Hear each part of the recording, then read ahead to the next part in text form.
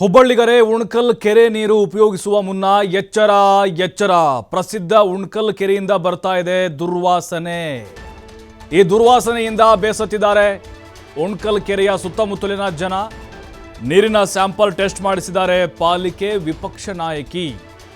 ತಪಾಸಣೆಯಲ್ಲಿ ಗೊತ್ತಾಗಿದೆ ಈ ನೀರು ಕುಡಿಯೋಕೆ ಯೋಗ್ಯವಿಲ್ಲ ಅಂಥೇಳಿ ವರದಿ ಬಯಲಾಗಿದೆ. ಇನ್ನು ಈ ಕೆರೆಯಲ್ಲಿರುವಂಥ ಮೀನುಗಳನ್ನು ತಿಂದರೂ ಕೂಡ ವಿಷ ದೇಹಕ್ಕೆ ಸೇರುತ್ತೆ. ಹೀಗಾಗಿ ಯಾವುದಕ್ಕೂ ಉಪಯೋಗಕ್ಕೆ ಬಾರದಂತಾಗಿದೆ ಉಣಕಲ್ ಕೆರೆ. ಕೋಟ್ಯಾಂತರ ರೂಪಾಯಿ ಹಣ ಖರ್ಚು ಮಾಡಿದರೂ ನೀರು ವಿಷ ಆಗಿದ್ದು ಹೇಗೆ ಅನ್ನುವಂಥದ್ದು ಪ್ರಶ್ನೆ ಇದೆ. ಉಣಕಲ್ ಕೆರೆ ಪ್ರಸಿದ್ಧ ಐತಿಹಾಸಿಕವಾದಂಥ ಕೆರೆ. ಅದು ಇತಿಹಾಸ ಬೇರೆ ಕಡೆ ಇರಲಿ, ಆದರೆ ಅಲ್ಲಿ ಬಳಸುವಂಥ ನೀರು, ಆ ಕೆರೆ ನೀರನ್ನು ಬಳಸ್ತಾ ಇದ್ದಾರೆ ಸುತ್ತಮುತ್ತಲಿನ ಜನ. ಕುಡಿಯೋಕ್ಕೂ ಅದು ಫಿಲ್ಟ್ರಾಗಿ ಹೋಗ್ತಾ ಇದೆ. ಅದರ ಜೊತೆಗೆ ಅಲ್ಲಿನ ಮೀನುಗಳಿದ್ದಾವೆ, ಮೀನುಗಳನ್ನು ಹಿಡಿತಾರೆ ಅಲ್ಲಿ. ಆ ಮೀನನ್ನು ತಿಂದರೂ ಕೂಡ ನಿಮ್ಮ ದೇಹ ವಿಷಪೂರಿತ ಆಗುತ್ತೆ. ನೀರಿನ ಸ್ಯಾಂಪಲ್ ಟೆಸ್ಟ್ ಮಾಡಿಸಿದ್ದಾರೆ ಈಗ ವಿಪಕ್ಷ ನಾಯಕಿ, ಪಾಲಿಕೆ ವಿಪಕ್ಷ ನಾಯಕಿ. ಆದರೆ ವರದಿ ಬಂದಿದ್ದು ಇದು ಕುಡಿಯೋಕೆ ಯೋಗ್ಯವಿಲ್ಲ.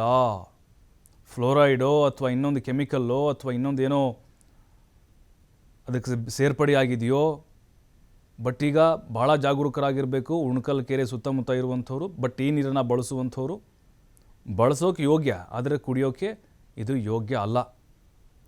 ಕೋಟಿ ಕೋಟಿ ಹಣ ಖರ್ಚು ಮಾಡಿದರು, ಹೂಳೆತ್ತೀವಿ ಅಂತ ಹೇಳಿದರು, ಶುದ್ಧೀಕರಣ ಮಾಡ್ತೀವಿ ಅಂತಂದರು.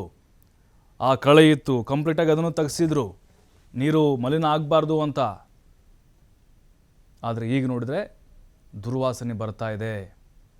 ಕುಡಿಯೋಕೆ ಇದು ಯೋಗ್ಯವಾಗಿಲ್ಲ ಅನ್ನುವಂಥ ಆಘಾತಕಾರಿ ಅಂಶ ಬಯಲಾಗಿದೆ.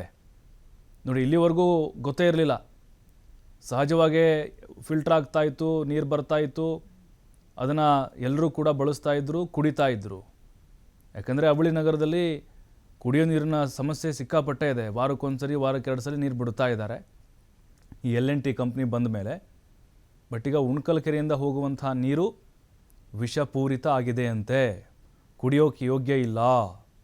ಹಾಗಾಗಿನೇ ಆದಷ್ಟು ಬೇಗ ಇದನ್ನು ಸರಿಪಡಿಸುವಂಥ ಕೆಲಸ ಆಗಬೇಕು.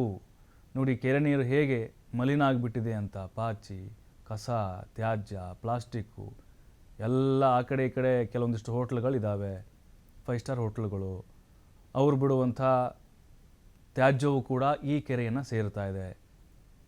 ನೀರು ದುರ್ವಾಸನೆ ಬರದೇ ಇರುತ್ತಾ, ಮಲಿನ ಆಗದೇ ಇರುತ್ತಾ? ಆದರೆ ಈಗ ಉಣಕಲ್ ಕೆರೆಯ ನೀರು ಏನು ಸರಬರಾಜು ಆಗ್ತಾ ಇದೆ ಅದನ್ನು ಕೂಡಲೇ ನಿಲ್ಲಿಸಬೇಕು ಅನ್ನುವಂಥ ಒತ್ತಾಯ ಕೇಳಿಬರ್ತಾ ಇದೆ.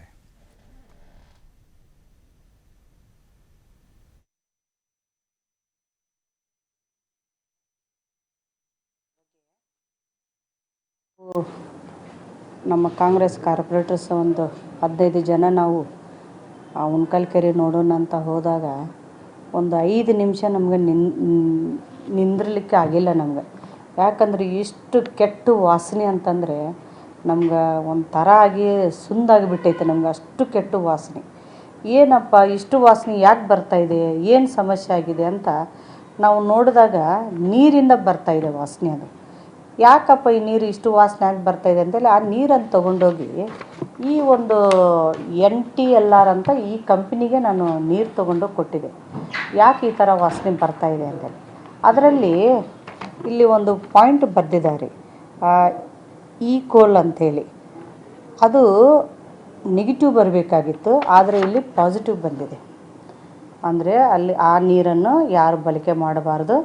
ಆ ನೀರನ್ನು ಬಳಕೆ ಮಾಡಿದರೆ ಮೈ ತುಂಬ ಇಚ್ಚಿಂಗ್ ಆಗುತ್ತೆ, ಗುಳ್ಳೆ ಬರುತ್ತೆ, ಲೂಸ್ ಮೋಷನ್ಸ್ ಅಂದರೆ